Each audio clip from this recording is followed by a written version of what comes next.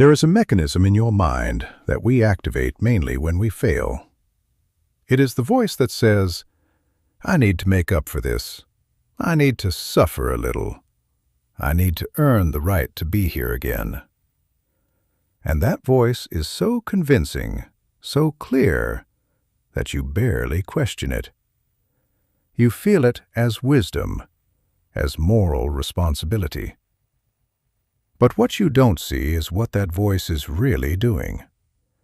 It is preparing you to transform your pain into a mission of sacrifice that will probably never end. Thousands of years ago, a man discovered exactly how that mechanism works.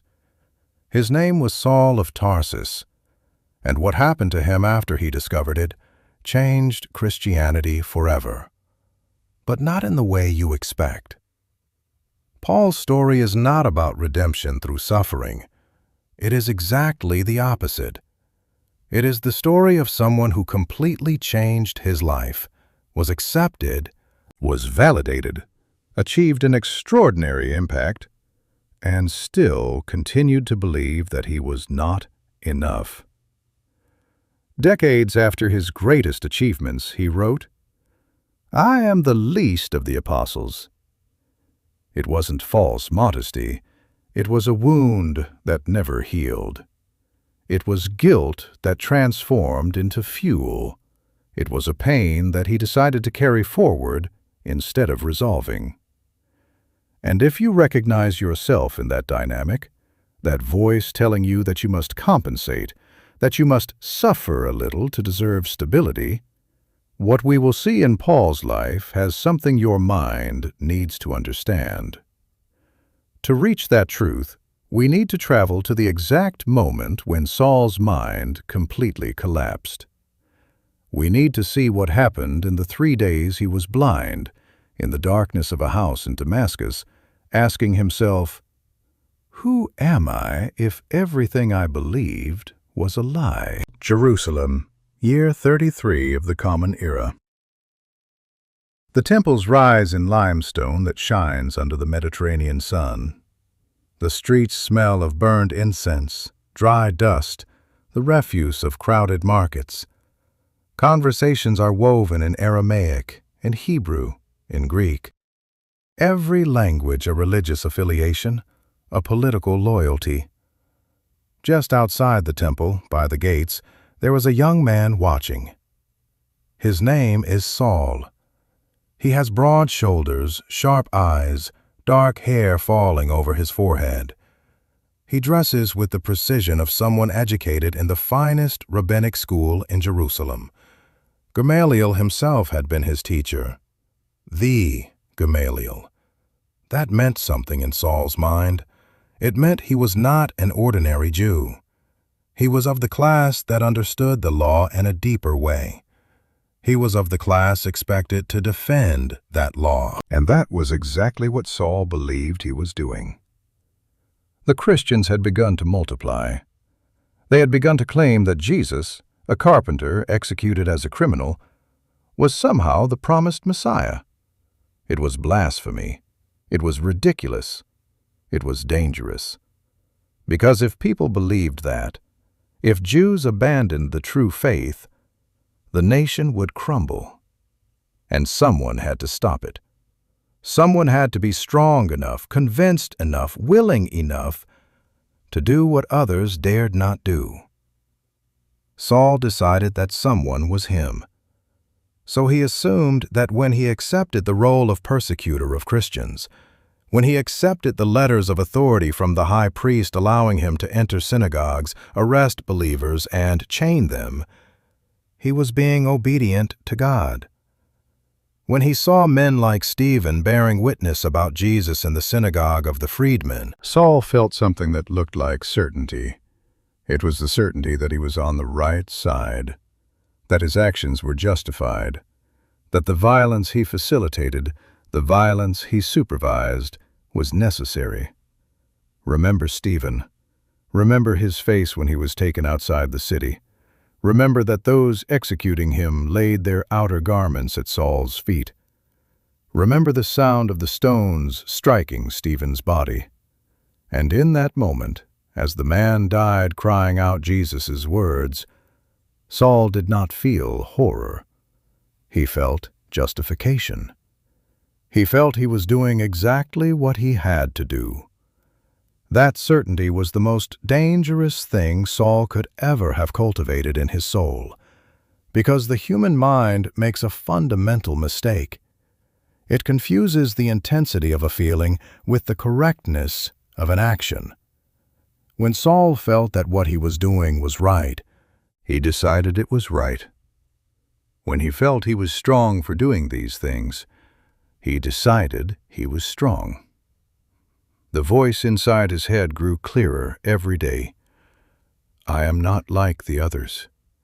I have the courage to do what others dare not do.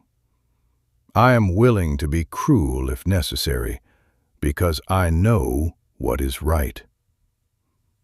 But he knew nothing. And that would be the paradox that would haunt him for the rest of his life. It wasn't accidental ignorance. It was chosen ignorance. The difference between someone who is simply wrong and someone who is so certain of their truth that they refuse to question it. That is willful and destructive blindness. What was the real danger in Saul's mind? It wasn't his lack of faith. It was his absolute certainty that what he was doing was right. The exact same certainty that made him capable of ordering executions without hesitation. The road to Damascus is long, roughly 150 miles from Jerusalem, a week's journey on foot. Saul is traveling with a group, armed with documents from the high priest. Looking for Christians, the papers authorize him to chain. It is an official mission. It is duty. Saul walks under a sun that sympathizes with no one. Sandals kick up dust. The heat is relentless. He has time to think, and as he walks, his mind keeps working on the narrative he has built. I am protecting the faith. I am saving the people. The apostles are in Damascus. Once I arrest them, the heresy will stop. But there is nothing on the road that foreshadows what is about to happen. No signs, no warnings, only the dust, the heat, and the journey. Then he reaches the outskirts of Damascus, and there, on the road, Saul experiences something his mind has neither the words nor the categories to process. A light strikes him. Not a normal light. A light that has weight. A light that burns. And in the midst of that light, Saul hears a voice speaking in Aramaic, his mother tongue, the language he has spoken since childhood. Saul, Saul, why are you persecuting me? Saul falls to the ground. He is confused. His mind tries to fit what is happening into its existing categories. A hallucination. He is sick. The heat is getting to him. But the voice returns. I am Jesus, whom you are persecuting. In that moment, in that specific instant, everything Saul had built his identity upon begins to collapse. Not slowly, not gradually. It all falls at once, like a building collapsing when the cornerstone is removed. Because if that is really Jesus, if Jesus is alive, if Jesus is truly who his followers say he is, then Saul is not a defender of the truth. He is a murderer. He is not loyal to God. He is a rebel against God. He is not strong. He is ignorant. Everything he thought he was turns out to be the exact opposite. And Saul's mind cannot process this. God did not strike him dead on that road. He did not destroy him. He blinded him. And in that blindness, Saul could see for the first time. That is intelligent and profoundly loving mercy. What happens in the following moments is neurological, psychological, spiritual. Saul's eyes remain open, but they do not see. He is blind, completely blind. His companions help him up. They tell him something supernatural has happened. They lead him toward Damascus, but Saul cannot find the way. He needs to be guided.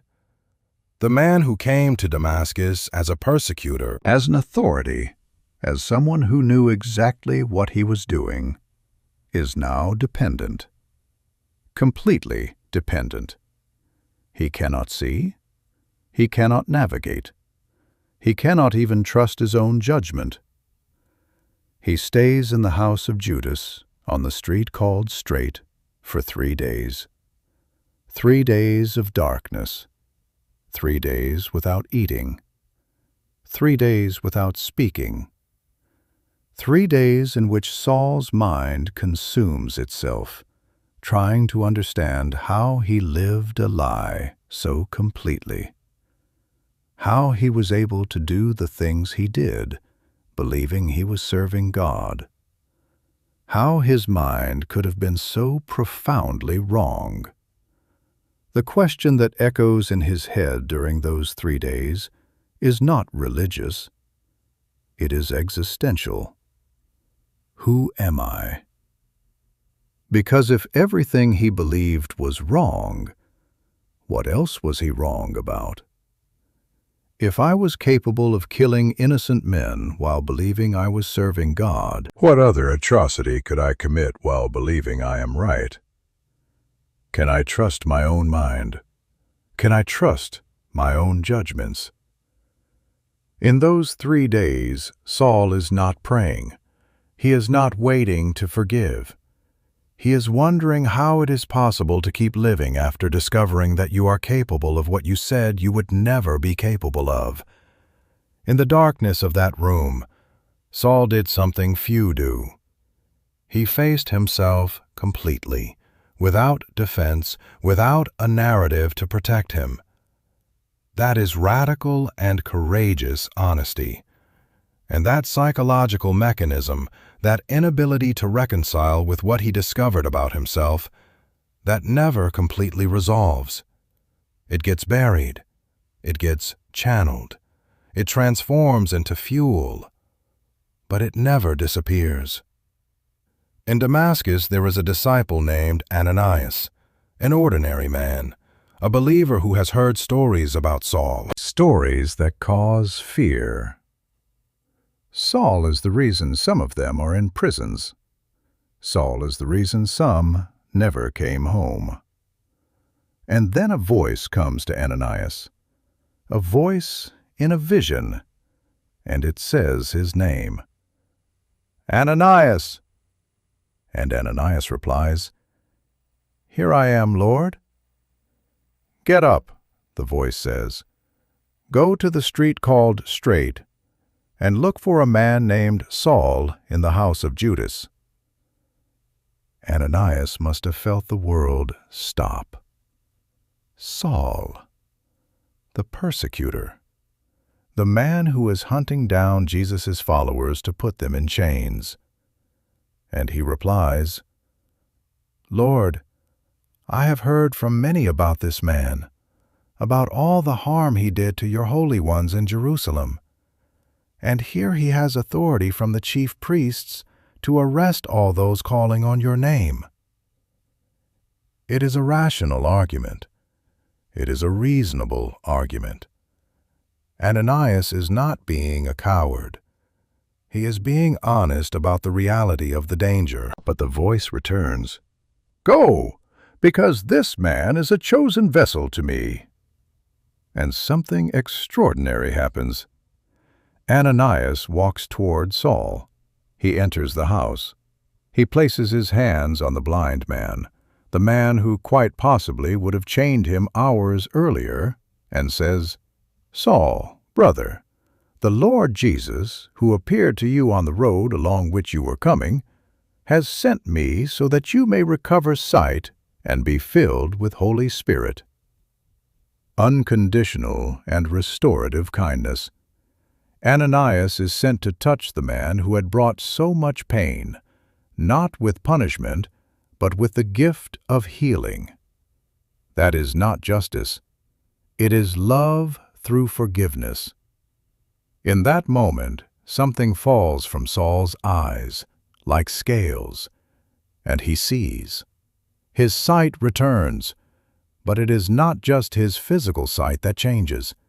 His entire vision, his understanding of the world, everything is inverted in that instant. Saul gets up and is baptized. And from that moment on, he is no longer Saul, he is Paul. The name change marks a transformation not only of actions, but of identity. It's not just that he is going to stop persecuting. It's that he is going to become someone new. If this were the end of the story, it would be perfect. A man who made a catastrophic mistake, who was confronted with the truth, who was forgiven and transformed. But this is not the end. This is where the story gets complex, where redemption is not as simple as we think.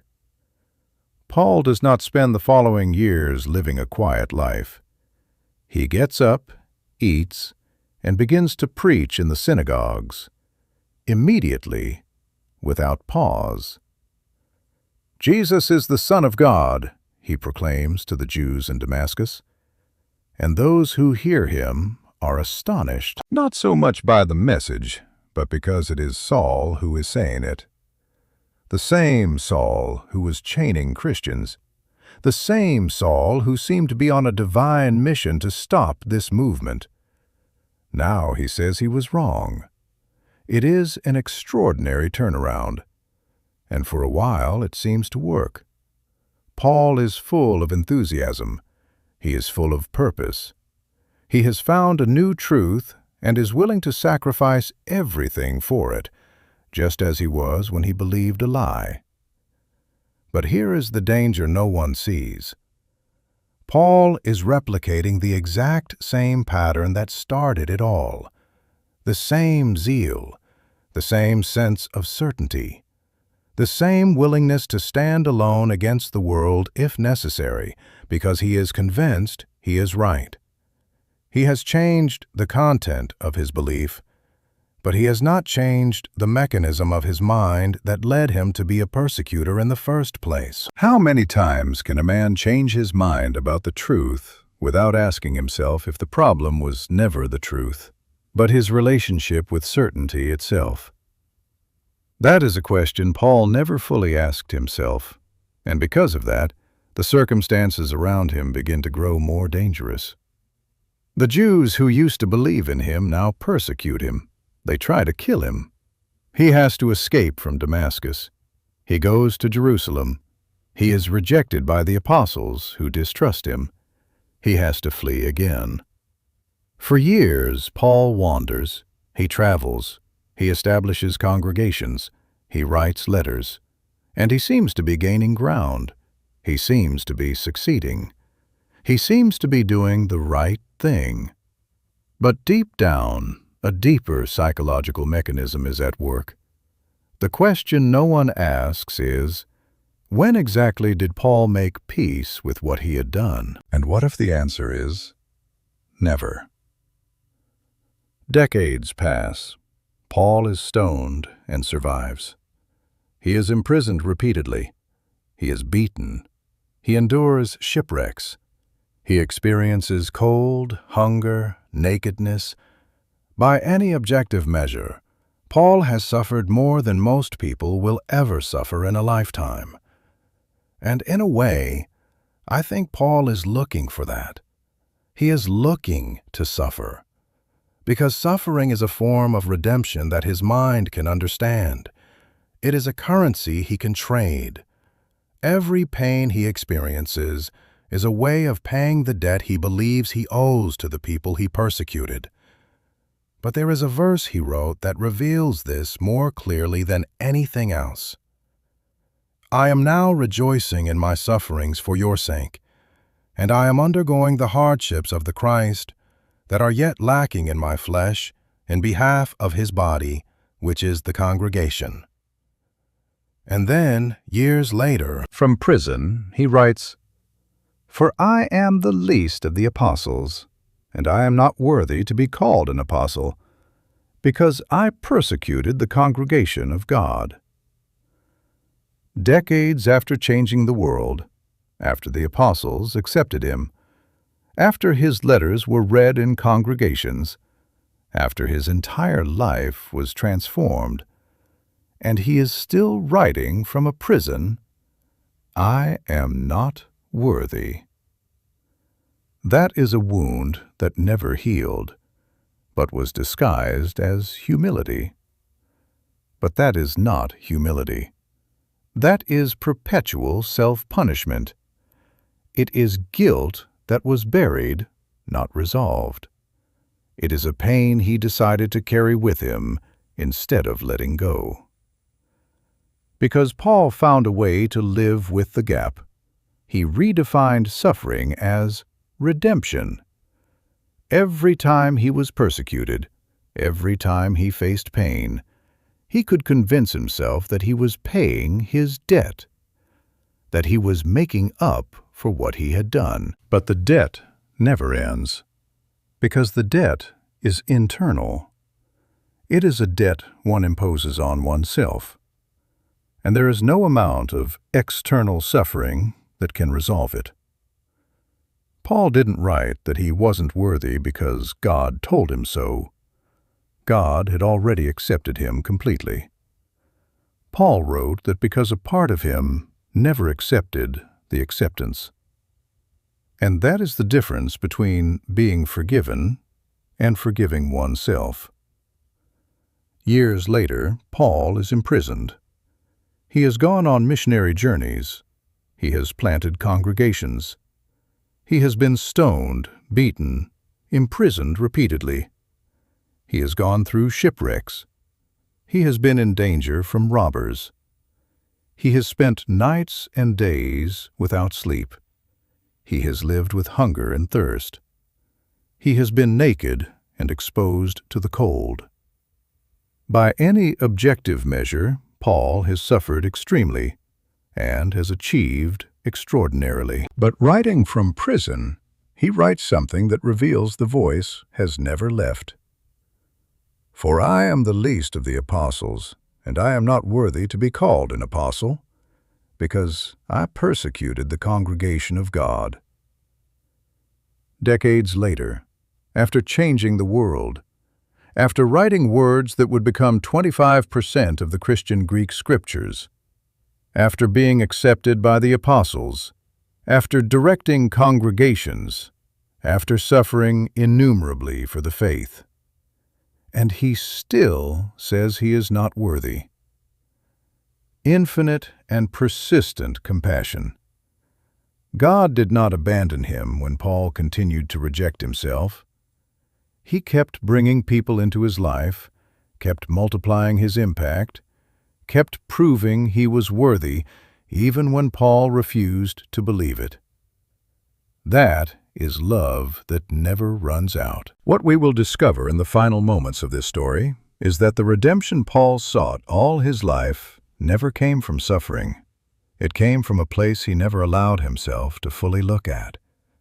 If you want to find out what that place is and how it can change the way you see your own pain, subscribe. It will not be what you expect. If you recognize that pattern in yourself, that voice telling you that you must make up for what you did wrong, that you must earn through suffering the right to be alive, that every achievement is insufficient because you carry the guilt of your failures, then what happened to Paul has something crucial to teach you. It is not what you think. It is not a lesson about redemption through suffering. It is not a lesson about working harder to earn your worth. It is a lesson about what happens when you do not allow yourself to accept that real change is not about making up for what you did. It is about recognizing that what you did does not define who you are. Saul was a persecutor. That happened. Those actions occurred. But Saul's mind never moved from action to identity. He changed his understanding of who he was, but he did not change the belief that he should be paying for what he did. That is the psychological trap many of us fall into. Changing what we do, but not changing what we believe about what we are capable of doing. The truth that Paul took a lifetime to learn, and that he probably never completely learned, is that real change does not come from compensating. It comes from acceptance. It comes from allowing yourself to live without the burden of perpetual redemption. It is not weak to accept oneself. It is the strongest thing you can do. Because once you stop trying to make up for who you were, you can finally focus on who you are now. Paul went on to do extraordinary things. He changed Christianity. He wrote words that have endured for 2,000 years. He touched more lives than we will ever know.